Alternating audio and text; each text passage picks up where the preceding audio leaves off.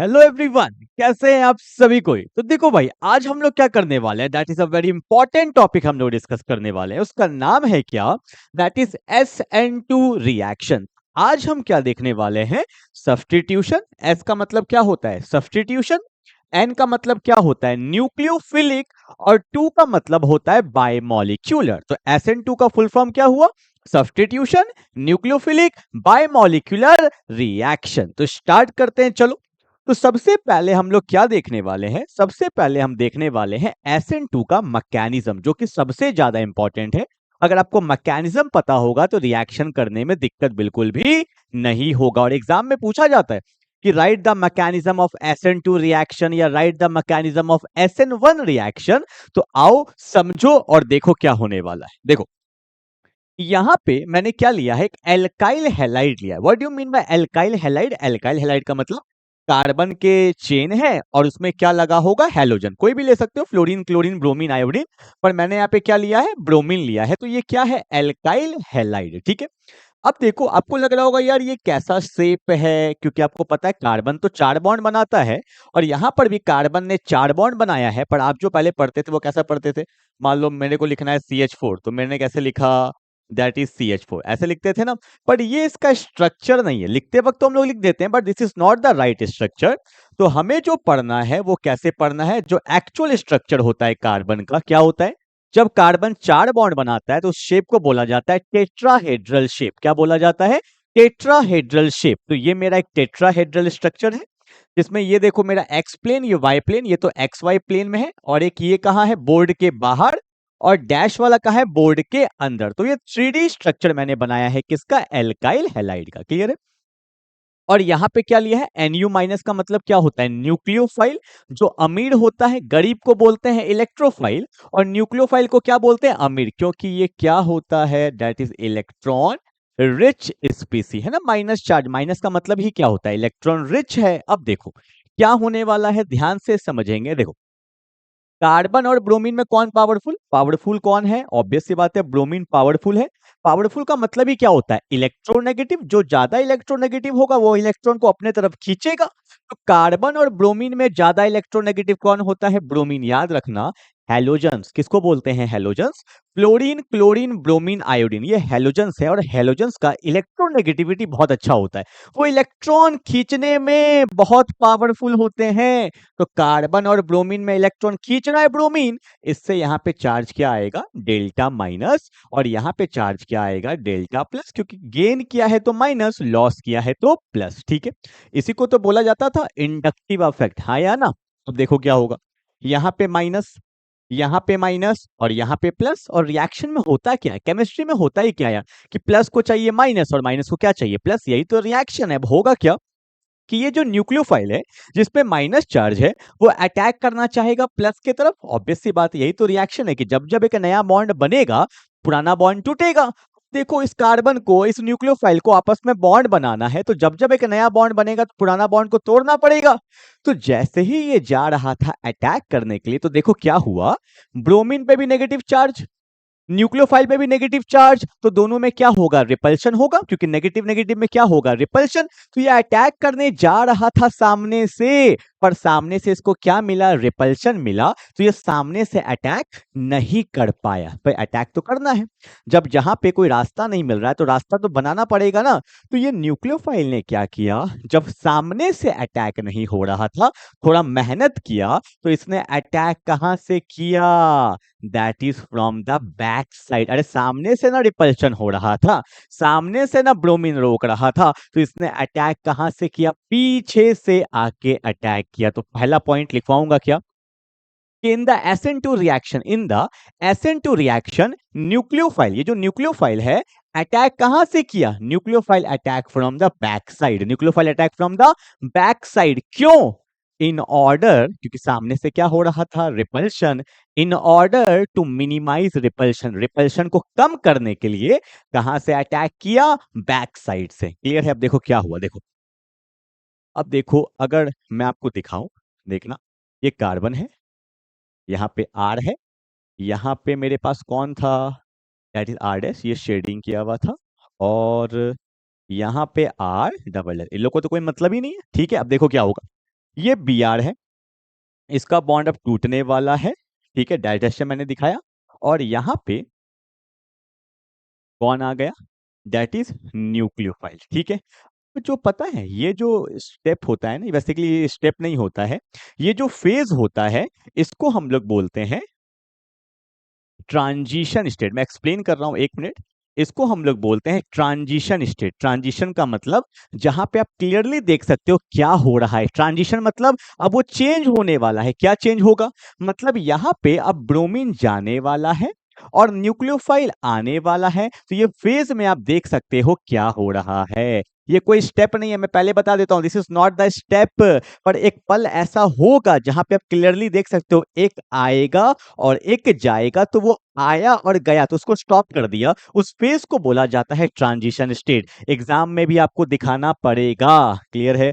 इसको ऐसे मत दिखाना, ये मैंने आपको समझाने के लिए बताया। This is the transition state, ठीक है। एक क्वेश्चन पूछूं यहाँ पे, ये ट्रांजिशन स्टेट जो बनता है ये स्टेबल होता है या अनस्टेबल? इस ट्रांजिशन स्टेट इज स्टेबल और अनस्टेबल?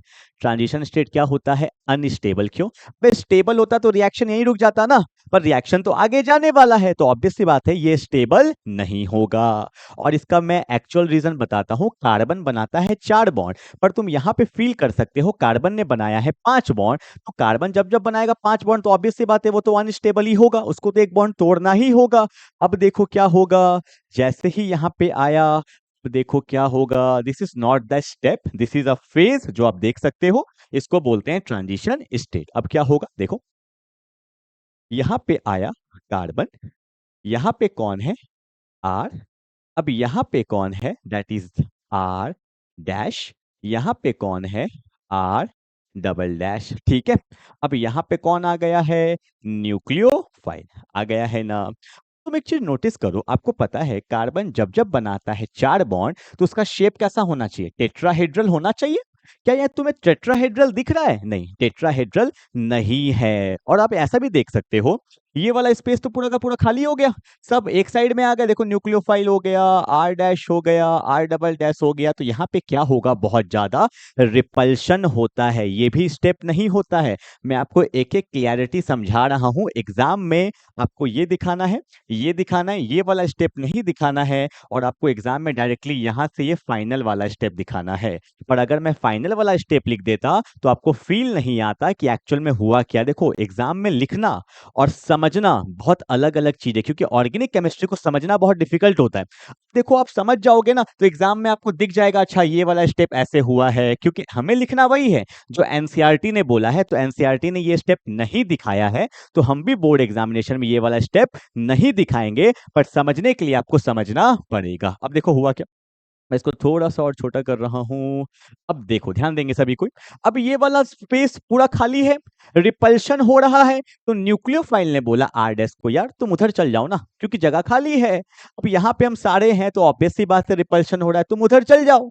तो न्यूक्लियोफाइल का तो बात तो मानना पड़ेगा ना, जब कोई घर में नया नया मेहमान आता है तो उसका बात सुनते हैं ना हम।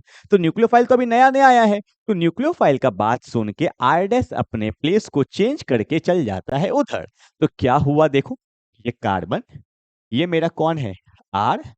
यहाँ पे कौन है, न्यूक्लियोफाइल। यहाँ पे तो मेरा कौन है, आर डबल डैश। अब ये चल गया उधर तो यहाँ पे कौन बन गया, आर डैश। देखो केमिस्ट्री में कुछ भी ऐसे ही नहीं होता है। अब जो आइडेस उधर गया ना, इस प्रोसेस को बोला जाता है इनवर्जन। क्या बोला जाता है, इनवर्जन। और इसका प्रॉपर नेम होता है, इसको बोलते हैं स्टीरियो केमिकल इन्वर्जन। क्या बोलेंगे, स्टीरियो केमिकल इन्वर्जन। क्लियर है। अब तुम देख सकते हो ये टेट्राहेड्रल स्ट्रक्चर वापस से बन गया है और this is my final product, ठीक है। ये हमारा फाइनल प्रोडक्ट है, ठीक है। अब देखो क्या इसमें सब्स्टिट्यूशन हुआ, बिल्कुल सब्स्टिट्यूशन हुआ, बिल्कुल सब्स्टिट्यूशन हुआ। पहले कौन लगा था, Br लगा था, अब कौन लगा है, न्यूक्लियोफाइल लगा है। सब्स्टिट्यूशन का मतलब ही क्या होता है, कोई नया आता है और पुराना क्या होता है, जाता है। यही तो होता है सब्स्टिट्यूशन। किसका सब्स्टिट्यूशन हुआ, न्यूक्लियोफाइल का ही ना सब्स्टिट्यूशन हुआ। तो इसको क्या बोलेंगे, न्यूक्लियोफिलिक सब्स्टिट्यूशन।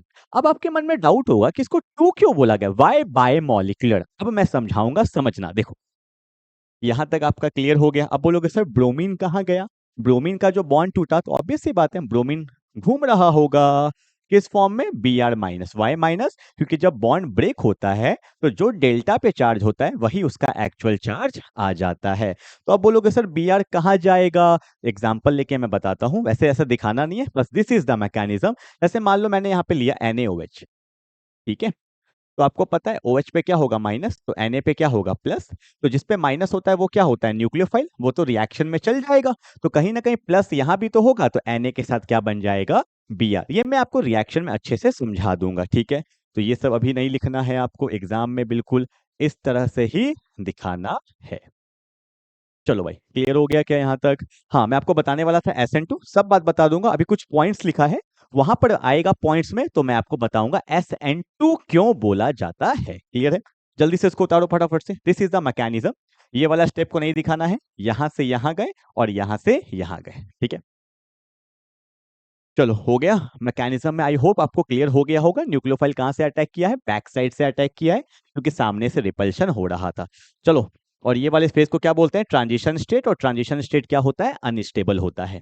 मूव करते हैं आगे। अब देखो, कुछ पॉइंट्स लिखा हुआ है, पॉइंट्स को ध्यान से देखिए। यहाँ पे मैं कुछ आपको डिस्कस भी करूंगा, कुछ बातें बताऊंगा भी आपको, ध्यान देना। पहली बात, it is a single step reaction. ये रिएक्शन कितने स्टेप में होता है? Single step.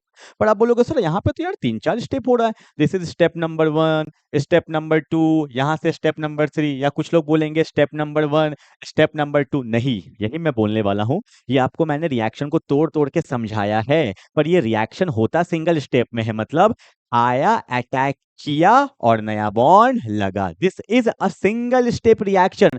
पर अंडरस्टैंडिंग के लिए हम लोग ऐसे दिखाते हैं। मैंने पहले बोला ये कोई स्टेप नहीं है, ये फेज है कि अटैक किया और बॉन्ड बना। याद रखिएगा, SN2 is a single step reaction, it is a one step reaction. तो यहाँ पे लिखा हुआ है it is a single step या वन स्टेप रिएक्शन। क्लियर है? अब देखो अगला पॉइंट क्या बोला है। इन दिस न्यूक्लियोफाइल कहां से अटैक करता है? From the back side. क्यों? In order to minimise repulsion, repulsion को कम करने के लिए, क्योंकि आपको पता है सामने से तो रिपल्शन हो रहा था, तो वो बैक साइड से अटैक करता है। ठीक है, तीसरा पॉइंट देखो। हाँ जी भाई, यहाँ पे मैं एक चीज और एक्सप्लेन करूंगा। पोलर अप्रोटिक सॉल्वेंट, समझो। जब कोई रिएक्शन होता है ना, तो बेसिकली वहां पे सॉल्वेंट यूज किया जाता है। तो दो टाइप का सॉल्वेंट होता है, एक को बोलते हैं पोलर प्रोटिक सॉल्वेंट और एक होता है पोलर अप्रोटिक। ठीक है, सुनना। SN2 में हम लोग यूज करते हैं पोलर अप्रोटिक। पोलर अप्रोटिक का मतलब वो होता है जो हाइड्रोजन बॉन्ड नहीं बना सकता, जैसे कि मान लो एसीटोन हो गया, क्लोरोफॉर्म हो गया, ये सब क्या होते हैं? पोलर अप्रोटिक सॉल्वेंट होते हैं। तो SN2 में कौन सा सॉल्वेंट यूज करते हैं? Polar aprotic. क्लियर? कभी देखना कहीं पे एसीटोन लिया गया है तो समझ जाना SN2 मैकेनिज्म होगा। ठीक है, अगला, ये तो आपको पता ही है कौन सा इन्वर्जन होता है। In this stereochemical inversion takes place, जो वो मुड़ जाता है उसी को क्या बोलते हैं? Stereochemical inversion. ठीक है। हाँ जी भाई, यहां पे मैं आपको समझाऊंगा, देखो क्या बोला है।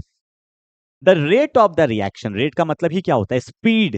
रिएक्शन का स्पीड किस पे डिपेंड करता है? Both nucleophile as well as alkyl halide. अब देखो, इस पॉइंट को पहले मैं समझाने दो, यही मैं बोलने वाला था आपको। देखो, मान लो ये रिएक्शन है, ठीक है, इसका स्पीड आपको पता है, केमिकल काइनेटिक्स में बताया गया था कि केमिस्ट्री में स्पीड को रेट बोला जाता है। तो इस रिएक्शन का रेट किस पे डिपेंड करेगा? पहला तो न्यूक्लियोफाइल। वाई? क्योंकि न्यूक्लियोफाइल को घूम के जाना है। तो अगर बल्कि न्यूक्लियोफाइल होगा, मोटा न्यूक्लियोफाइल होगा, तो जाने में समय लगेगा, और पतला न्यूक्लियोफाइल होगा तो तुरंत चल जाएगा। हाँ या ना? मतलब रिएक्शन किस पे डिपेंड किया? न्यूक्लियोफाइल पे, पहला। दूसरा, कार्बन का ये जो 3 भाई है, ये जो 3 एल्काइल ग्रुप है, अगर ये तीनों भी बल्की हुए तो इसको आने नहीं देंगे, अटैक करने नहीं देंगे। मतलब अगर ये मान लो 3 डिग्री है, कितना डिग्री है?